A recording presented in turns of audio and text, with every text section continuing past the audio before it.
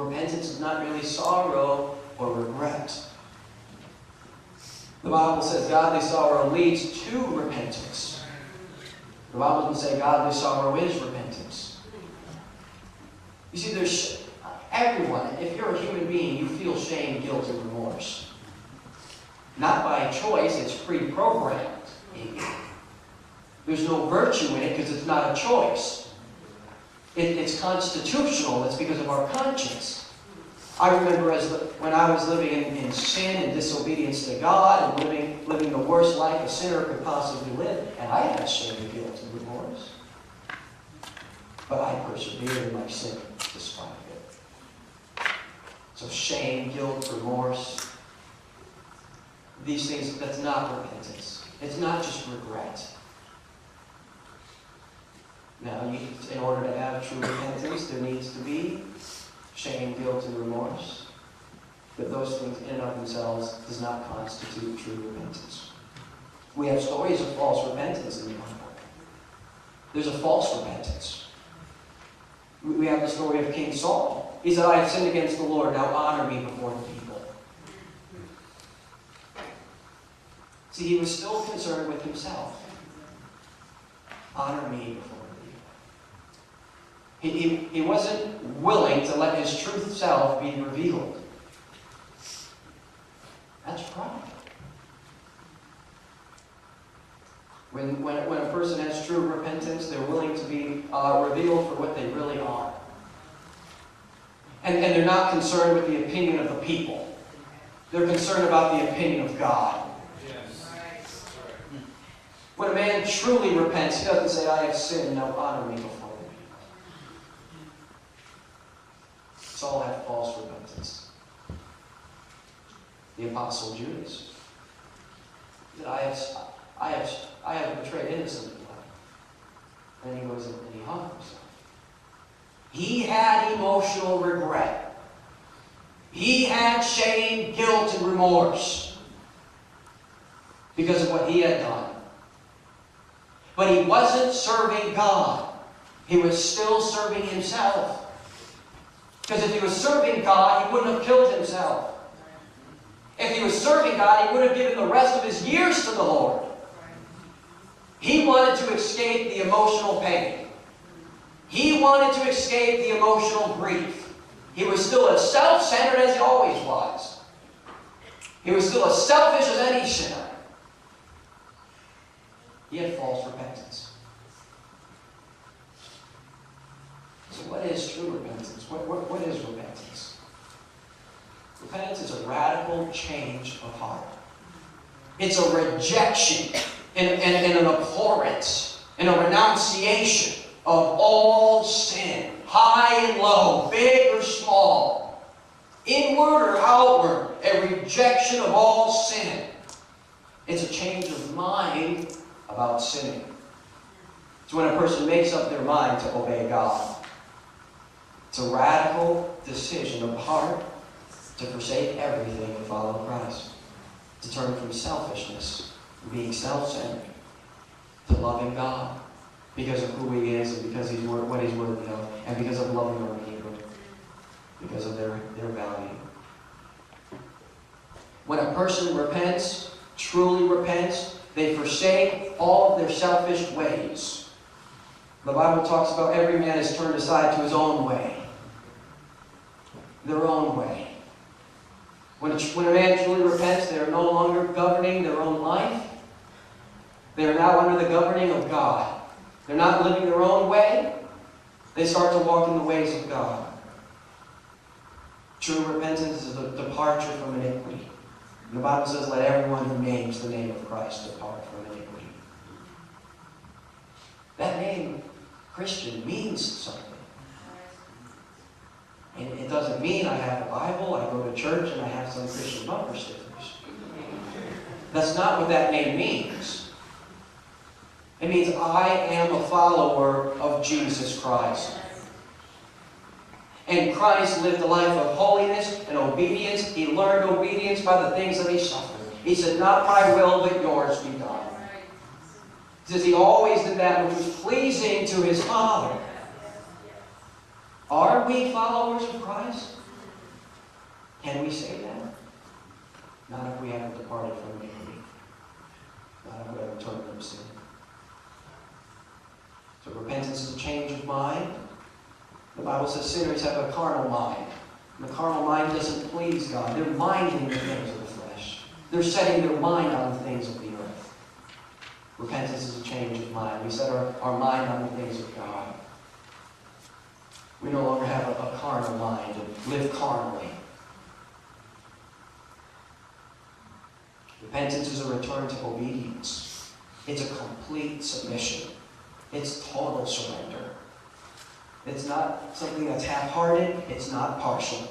It is total. It is complete. It is entire. And if it is not, then it is not true repentance. If a man holds on to part of his life, he hasn't truly submitted to the Lord. Partial obedience is complete disobedience. Repentance leads to a total and radical change of life. The Bible says, bring ye therefore fruit worthy of repentance. There's a fruit of repentance. A change of mind leads to a change of life. And if a man's life hasn't changed, his mind has not changed. I was once thinking of attending a certain Bible college, thinking maybe that's what the Lord would have for me, and I was actually making up my mind to go there, and I was pretty determined to go there. But the Lord opened up other doors, and the Lord redirected me and changed me, and I changed my mind about attending this certain school. When I changed my mind about it, I didn't go there. If I still went there, then I didn't really change my mind about it. And when a man changes his mind about sin, when a man repents of his sin, he's no longer going to walk a life of sin. He's not going to walk down the paths of iniquity. And if a man continues to walk down and he lives the same way he's always lived, he can claim to have a change of mind all he wants, but until there's a change of life, don't believe it, because God does not. So true repentance offers absolutely no excuse and no justification for sin. And when there is true repentance, a person justifies God and condemns himself. They say, God was right, and I was wrong. That's true repentance. There is no justification for sin. There is no excuse for sin. And so long as a person is still making excuses and making justifications, they haven't had a change of mind about sin. When they truly see sin for what it is, they see sin as completely and totally inexcusable. You know, most of the excuses and most of the justifications that sinners use, and I hear them all the time in the open air, all the time, every day I hear excuses for sin. Most of their excuses come from the pulpit. This is a tragedy. When preachers are giving sinners their excuse, and they're holding them back from repentance, and making the sinners twice as much as sons of hell as themselves. I'll tell you some of the excuses I've heard for sin. And these are going to step on some toes here. These are some of the excuses I hear all the time. I'm only human. I'm only human. Is that an excuse for sin? Is there any excuses for sin? Can a man stand on Judgment Day before God's holy throne and say, God, I was only human? God's going to say, I know what I made. I know who I made. I made men in my image. We can imitate God. We can reflect the character of God. The crown jewel of mankind is the ability of choice. Being made in the image of God. There is no excuse. A sinner can't say, I'm only human. And that's my excuse. God doesn't buy it. God knows what He made. And God made humanity. God made us human. And if that's an excuse for sin, then God gave us an excuse for sin. Or people say, well, I was born this way. I was born a homosexual. Born this way. The Bible says, I am fearfully and wonderfully. The Bible says God forms us in the womb. It's not the fault of their birth, it's the fault of their choice. It's not the fault of their genetics and DNA. It's the fault of their own heart.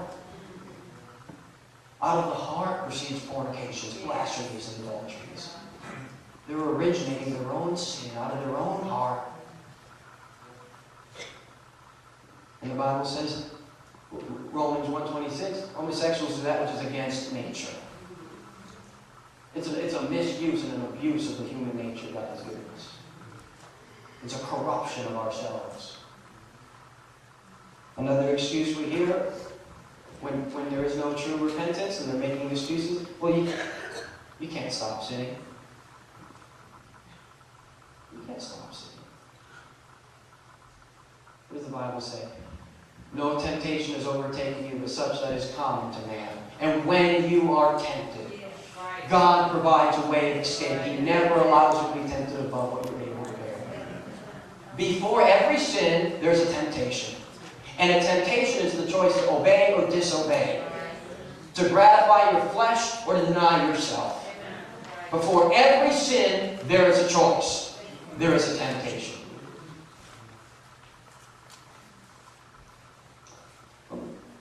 Nobody's perfect, they say. Nobody's perfect. Well, that's no excuse. Even if the whole world is sinning and going to hell, it doesn't mean you have to sin and go to hell. When I got saved, there was nobody saved in my family. Was that an excuse for me not to get saved? I mean, come on. Who didn't? I mean, Noah. When Noah was living righteous and obeying God, he could have said, there's no one else. It doesn't matter what the rest of the world is, what anyone else is. What's God asking of us? They say nobody's perfect. Job was a perfect man. Doesn't mean he never sinned. It just meant his heart was right with God. His heart was in submission to God. Because God's laws are impossible. You know, what's the purpose of laws? Why do we have stop signs and red lights? And why do we have, courtrooms in our society? Why? So we can send people to jail? Is that why we have laws in our society?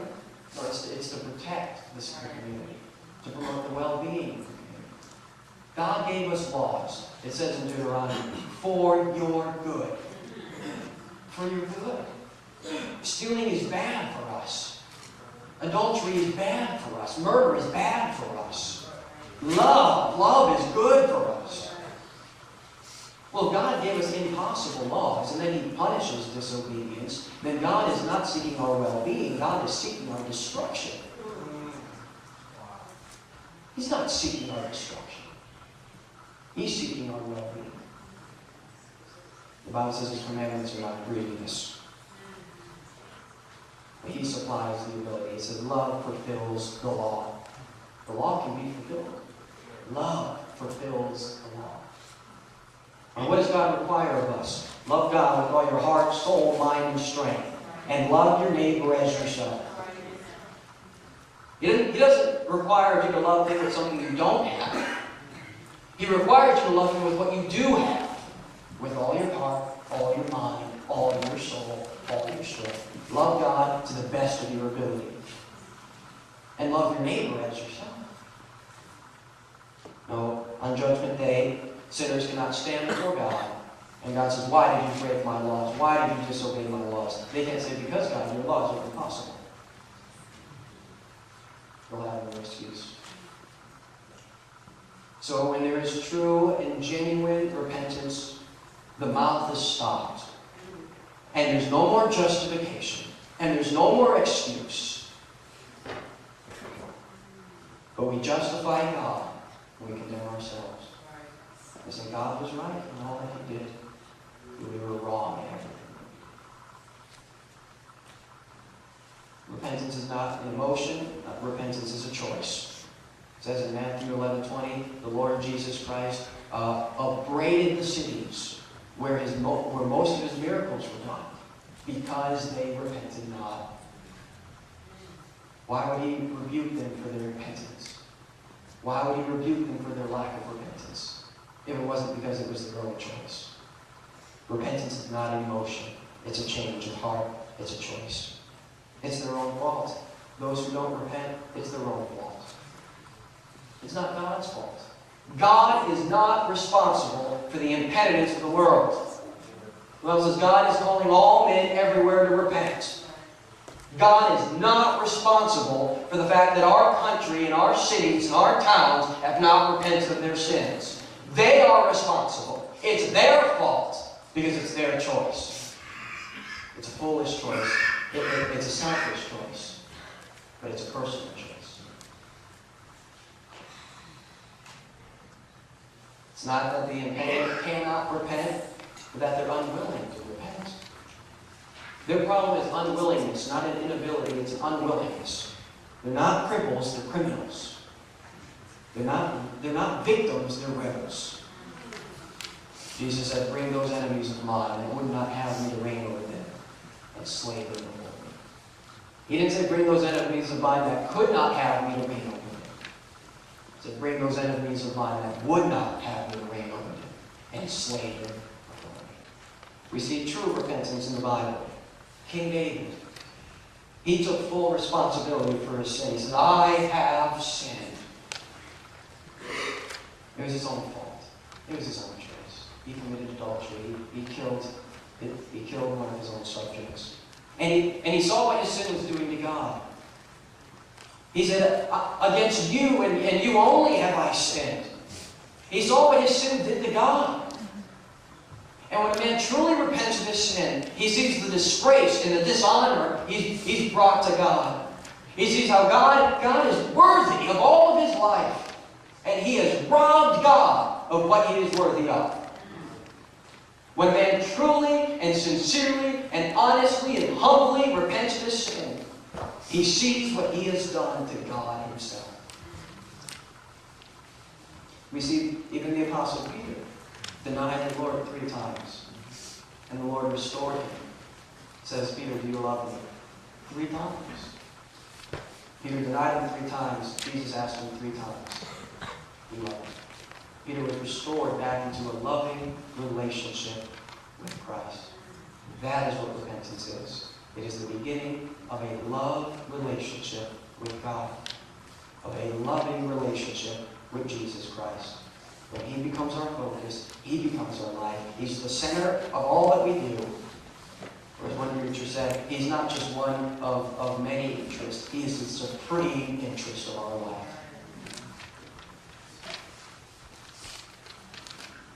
So now we've covered the necessity for repentance. We've covered the nature of repentance.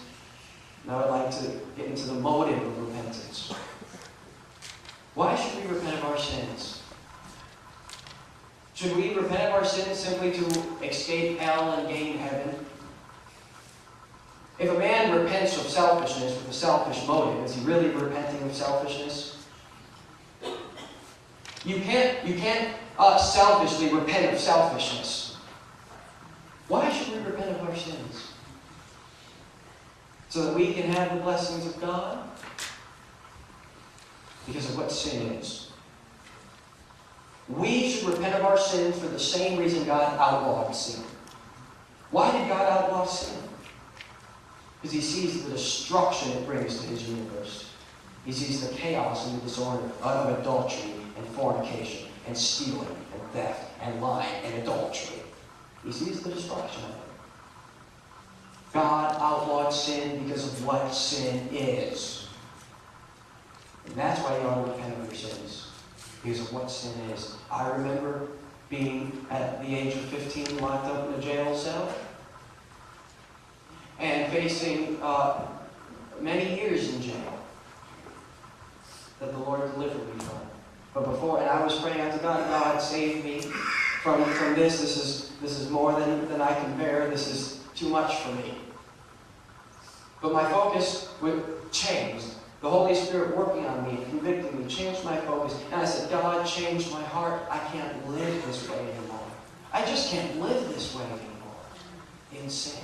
and disobedience. Seeing what it's doing to my family, seeing what it's doing to my neighbors, seeing what it's doing to my community, seeing what it's doing.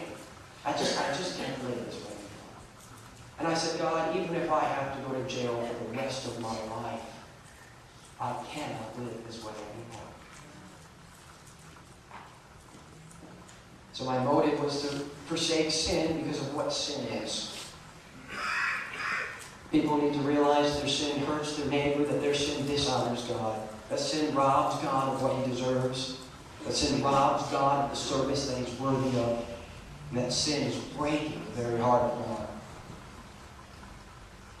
I remember going to a fishing event. And there were thousands of people at this event. And I'm not going to name any names, I'm not going to name who was preaching or anything, but there was a preacher there. And he gave this message, and talk about a powerful speaker. He had some oratory abilities, and he could get the crowd on the edge of their seat and was emotionally charging and gripping their attention, and he preached his heart out. But his whole message, he just preached about how if you have the presence of God in your life, you'll be blessed. If you have the presence of God in your life, your family will be blessed. If you have the presence of God in your life, even your dog will be blessed, he said. And that was his message. Just, if you have God, you'll be blessed. And after preaching and getting everyone emotionally gripped and just like putty in his hands, and then he gave an altar call. And he said, well, how many of you want to be blessed? How many of you want the presence of God in your life? Just come to the altar. He said, if you want your neighbors to be blessed, come to the altar. If you want your family to be blessed, come. He said, even if you want your dog to be blessed, come to the altar. I mean, who would turn down such an invitation like that? So sure enough, he had everyone at the altar. Sinner or saint, it didn't matter. Who didn't want more of a blessing? But then he led the crowd in the sinner's prayer. And I thought, what is this? This is a salvation altar call? This man didn't once mention sin. This man didn't once mention hell. Not even once did he mention the cross of Jesus Christ. How can you give an altar call without mentioning Jesus Christ? What are these people coming to the altar for? It's not for salvation. It was a bait and switch, is what it was. They came for one thing, he offered them another. And they all bowed their heads and they said the sinner's prayer.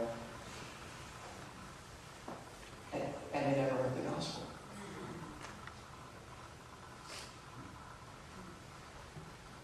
So the motive needs to be right in repentance. And if the motive is not right in repentance, there's no real repentance. And if there is no real repentance, there is no real salvation. We don't come to God because of what we can get. We come to God because of what we can give. He's worthy of all of us. He made us. He's our maker. And he wants nothing but good for his universe. So I'd like to simply end with just two simple, very points about repentance. We must turn from all known sin in our life. Don't excuse it. Don't justify it. Don't coddle it. Don't comfort it. Cut it off. Jesus said, if your hand causes you to sin, cut it off. If your eye causes you to sin, pluck it out. It's better for you to go through life and go into hell without these, or go through life without these than to go to hell with both. So Jesus was saying, you need to cut off the sin in your life if you don't want to go to hell. We must turn from all known sin in our life. God doesn't want us to sin. God gives us the ability not to. And we must call the world to repent of their sins. Not just to care about ourselves and care about our own eternities and care about our own salvation or care about our own families. God has a global picture. God has a heart for all mankind. We must call the whole world to repentance. To turn from their sin. Because without the repentance of sin, there is no forgiveness of sin. Christ died and his blood has been spilt, but God will not turn from his wrath unless sinners turn from their sin. The blood of Jesus Christ covers those that are converted.